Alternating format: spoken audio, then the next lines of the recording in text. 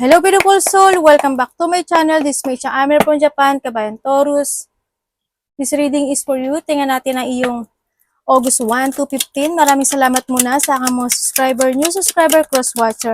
At sa mga bagong pasok dyan, welcome na welcome kayo sa bahay ni Ate Aimee. Salamat din sa nakakataba ng puso ninyong mga comments at sa mga nagpa-personal reading. Marami pong salamat. Kung gusto nyo na energy nyo lang talaga ang gusto nyong makuha natin, all the details para sa personal reading is in description below. Pakicheck na lang. This is a general reading, Kabayan Taurus. Kunin mo lang ang sa'yo at itapon ang hindi naman sa iyo. Maaring vice versa. Energy mo, energy na, ang dami ya. Energy mo, energy ng person mo. Energy ng malapit sa puso mo. Nangyayari or mangyayari pa lang. Use your own intuition. Lawakan ninyo ang inyong mga isipan. Energy reading tayo, ano man ang gender mo, ano man ang edad mo. If this is your energy, it's good. If hindi, maaaring sa next time makuha ko ang energy mo. Tatandaan nyo palagi na hindi ako makapagpapabago ng buhay nyo at hindi si card. Wala rin sa ibang tao, kundi kayo lang ang makapagpapabago ng inyong buhay. Taurus. Tingnan natin. Diba? There's something. Let's begin. Taurus. Tinabi no? Uy, meron mga period of prosperity and abundance. Congrats. Meron mga parating sa'yo, no? Na maganda. Ibig sabihin naman sa inyo, may mga paparating na bubuin. Kumbaga ito, sa iba is parating na to. Sa iba is pagbubuo pa lang. Diba tinapay ito? Parang i-shape mo yung bagay na yon. Halimbawa, this August is mas dadami. Halimbawa, may mga magpaplano ka na mag-overtime, pagdating hindi man to August or sa September, may mga ganong sitwasyon. Kumbaga, huhulmahin mo pa siya. Sa iba naman sa inyo is parating. Yan. Sa iba sa inyo is pagpa-progress or pagpaplano pa lang to. Sa iba, darating na siya. Yan, may period of prosperity and abundance coming. And July, Taurus, July is 7 hours, 7 days, 7 weeks, 7 months. Maaring in the past July, last year of July, or sa next year ng July. Also, July is maaring may kakilala ka na birthday is July. Dito is,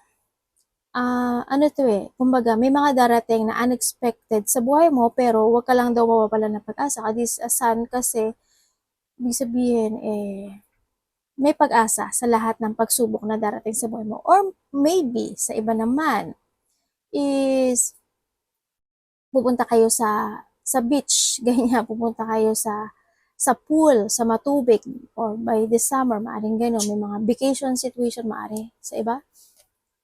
And wind chimes, peace and harmony is coming. Dito natin lagay siya.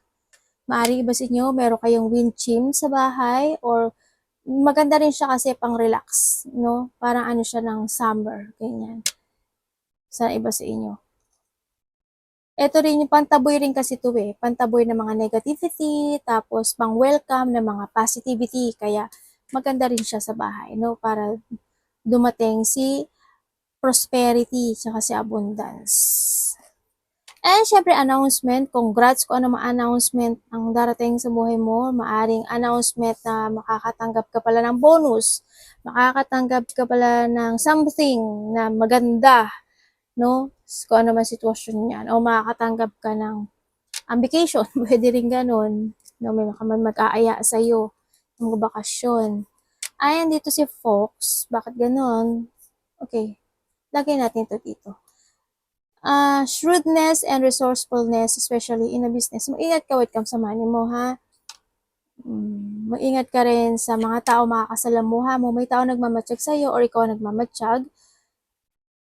Nandito rin yung, syempre, pwedeng sa company mo, pwedeng someone into your life is dinadaya ka, nililing lang ka, ganyan. May mga untrustworthy person. Sa iba sa inyo is, hindi kasi maganda sa akin si Fox pagka-dating dito. Kaya kung ano yung mga idea mo, siguro it's not good na sabihin mo sa kanila, maaaring ganun, kasi hindi siya maganda. Uy, meron tayong younger man. Dealing or relationship with the younger man. Maaring itong tao na to, o maaring ikaw ito, or siya yung magbibigay sa'yo ng announcement, di ba? Or siya yung magbibigay sa'yo ng abundance and prosperity, ng peace and harmony. Yan, or siya yung mag-aaya sa'yo, no? O siya yung darating na unexpected situation into your life. Or maaring itong taon na to is yung may birthday ng July. Sa iba sa inyo. Oh, may ring tayo. Okay, a married will take place, either romantic or a business. Andito rin si business no? Andito rin si business, ibig sabihin, mag-ingat ka sa business. Sa nakikita ko dito, may mga partnership, connection, commitment na hindi totoo, na hindi makatotohanan, kasinungalingan, ganyan. Sa business mo yan o sa romantic, sa iba sa inyo. And then also, maari naman na may tao na mag-aaya sa'yo na gusto niya ng commitment sa'yo, gusto niya ng relationship sa'yo, ganyan. Pero mag-trust ka pa rin sa intuition mo, ha? Kasi lumabas si Fox. Maring ganon. Sa business, ganon din. Sa pakikipag-dealing, pakikipag-usap, kung mangungutang, or manghihiram, manyan, or any situation na related ang money, you need to trust your intuition dito sa nakikita ko. Also dito, sa partnership, dealing, collaboration, mga ganyan sitwasyon. Baka may magsasabi sa iyo na announcement na, will you marry me? Ganyan. Yung mga ganang sitwasyon. Pero handito kasi si Fox. Kaya medyo duda ako doon. Pero nasa sa inyo yun, no?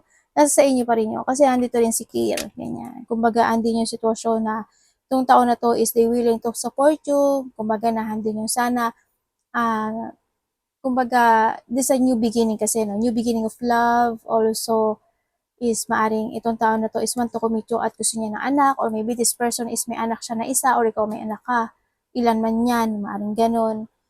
Pero, kung hindi ito lumabas si Fox, okay pa sa akin. Pero kayo pa na magdidesisyon yan, ha? Hindi ako, ha? Wala sa akin yung decision na. Sa'yo yan. Magtalas ka sa intuition. Ay! Andito si Marionette. Oh, di ba? Ito na. Lumabas na.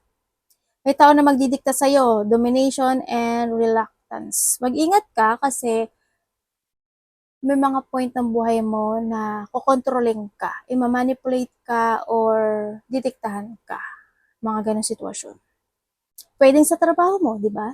Kahit pwede rin sa relasyon na kahit na ayaw mo, kailangan mong gawin, kailangan mo sundin.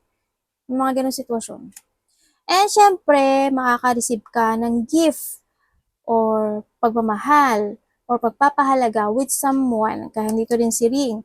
Or maybe, also there's a promotion kung sa mga aspeto ng buhay mo yan. Kaya nandito rin si announcement at saka si prosperity and abundance. Maaaring may mga mapopromote sa inyo.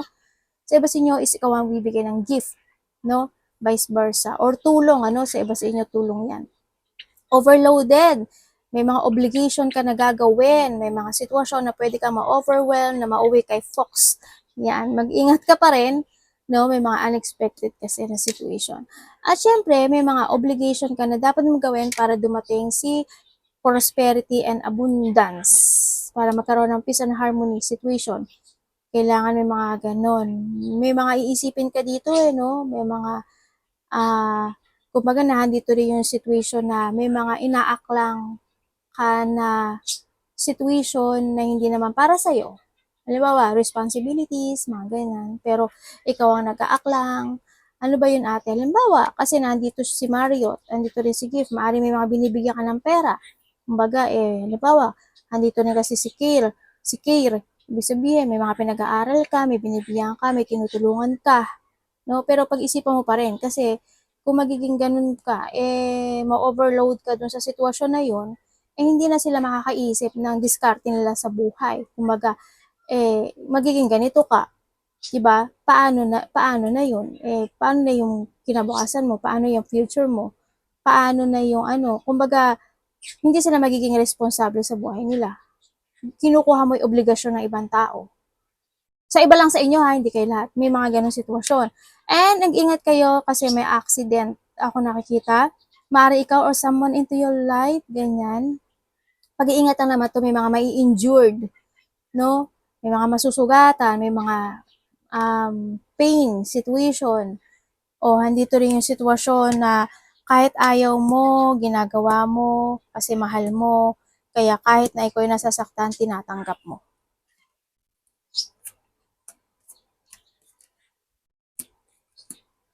Huwag ganun. Huwag ganun. Love yourself. Tingnan natin. Sa nakita ko sa'yo dito, medyo nagkakaroon ng gulo, no? May gulo, may mga unexpected situation ako na nakikita sa'yo. Pwedeng may mga point ng buhay mo na hindi mo aasahang mangyayari yon.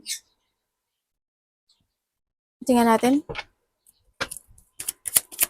Diba sa'yo nagkakaroon kayo ng choices in life? Lalo na pagdating sa love. Pwede rin na may mga nag-away, mga kasamaan sa trabaho, lovers, asawa, kapatid. Yan, may mga hindi pagkakasunduan.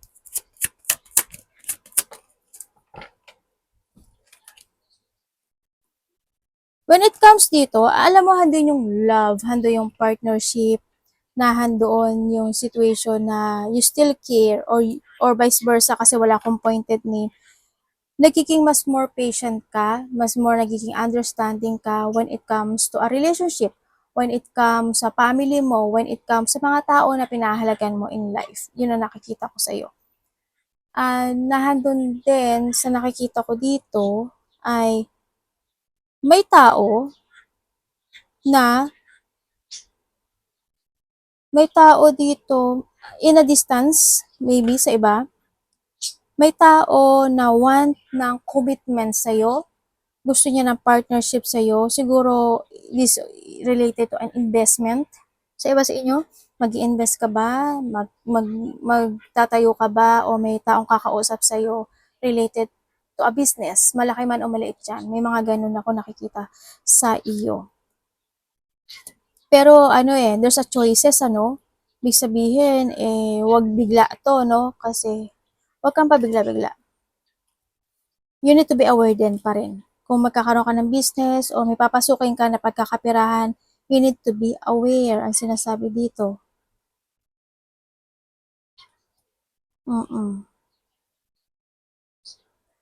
May mga collaboration, ay oo nga, mag-ingat ka. Kasi why? The devil. Pwede siyang mauwi sa pagsisisi. Kaya pala lumabas si Angel. Pwede siyang mauwi sa pagsisisi to. And then also, sa iba sa inyo, may tao dito na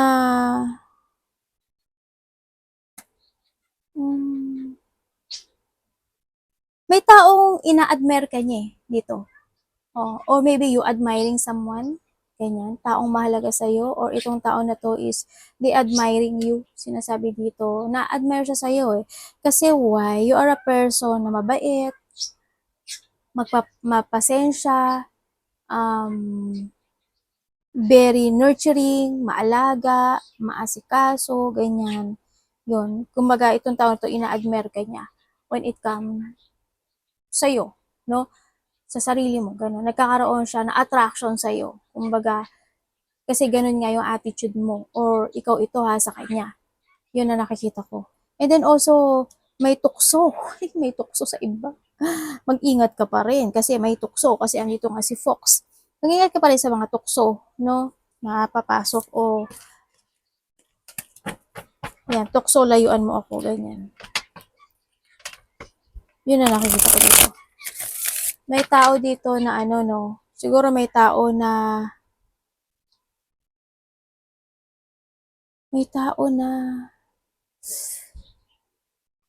gusto, may i-share siya sa'yo May i-share siya sa'yo. Magkakaroon kayo ng open communication, or pwedeng itong tao na to magkakaroon siya ng communication sa'yo. Maaaring magkakaroon kayo ng communication or pag-uusap related to a money.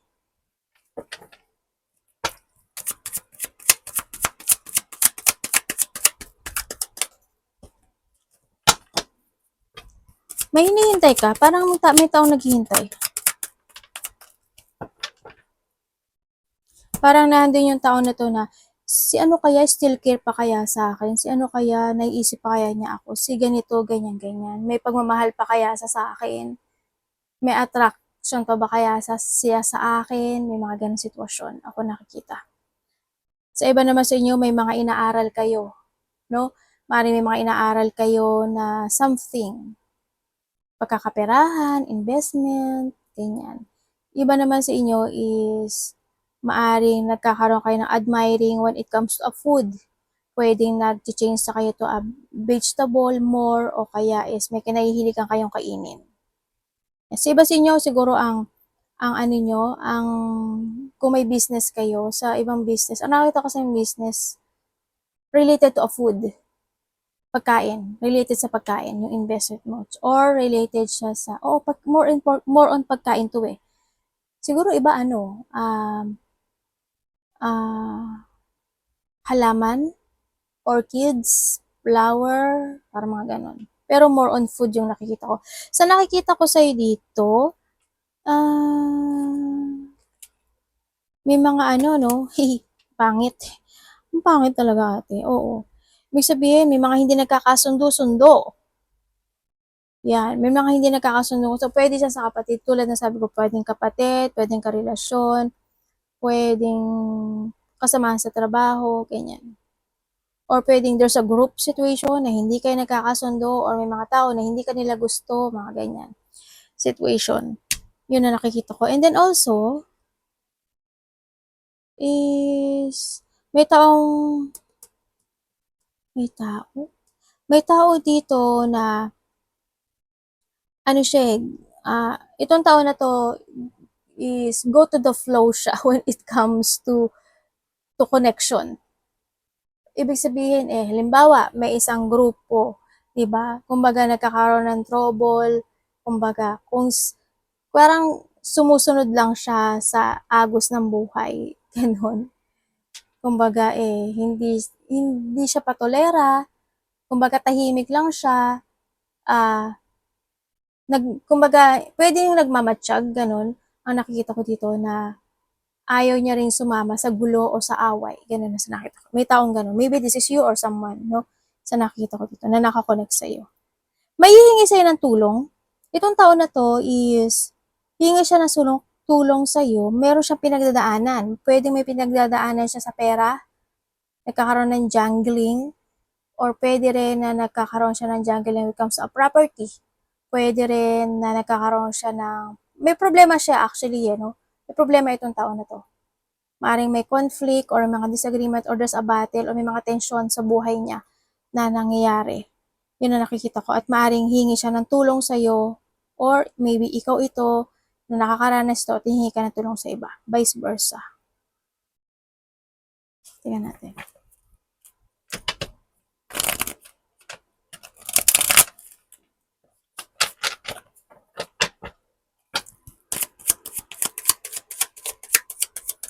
Iba sa inyo may leader.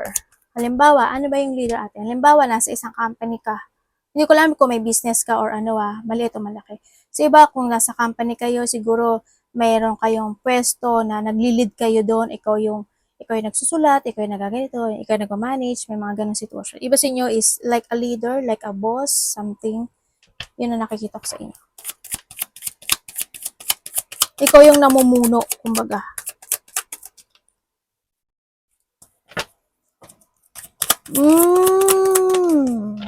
May something. Ay, sabi ko na nga ba, may something eh. Sabi ko na nga ba, may tao dito na may bad intention sa'yo, Taurus. O maybe this is you, hindi naman siguro ikaw, no? Yan, may tao dito na may bad intention sa'yo, or there's a bad news actually, no? Expect the unexpected. May mga the unexpected situation na hindi mo aasahan na magiging toxic or hindi magiging maganda. Kumbaga, there's a massive changes happen or may mga sudden changes, situation happen. Pwedeng sa trabaho, pwedeng sa relationship, pwede sa mga connections mo, maaaring ganun. Yun ang nakikita ko dito. And then also, magkakaramdam ka raw ng katamaran. Yung iba sa inyo. Sa iba sa inyo is i-impatient ka or someone is magiging impatient sa iyo. Kumbaga, mas iiksi yung pasensya. Habaan nyo. Kung kayo ito, naku po, habaan nyo yung pasensya nyo. Diba? Pagpigil kayo. No? At may nakikita rin ako dito, iba is lack of mapanghihinaan kayo ng loob. May mga bagay na napanghihinaan kayo ng loob kasi you're stuck or you're feeling trapped. Yun ako. Kumbaga, may mga bagay o sitwasyon na you want to let go or you want to withdraw or you want to escape pero hindi ka makaalis doon sa bagay o sa sitwasyon na yun kasi mamatatrap ka. Matatrap ka or ma-stuck ka in a situation. Kung saan aspeto ng buhay mo yan. May ganun ako nakikita. And then, iba dito, may taong close-minded, hindi makikinig, nag-iisip ng kabiguan, may taong mag-aalboroto, may tao na magkakaroon ng mental distress, ganyan, lack of confidence, or may mga sitwasyon na malalack of creativity ka, kumbaga may blockage ka. Yun ang the point. Anak, baba ka muna. Nasa ulo ko kasi itong anak ko.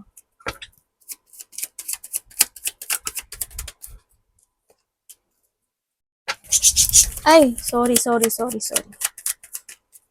Nabangga ko yung anak ko eh. May tatahakin ka daw na new journey, Taurus.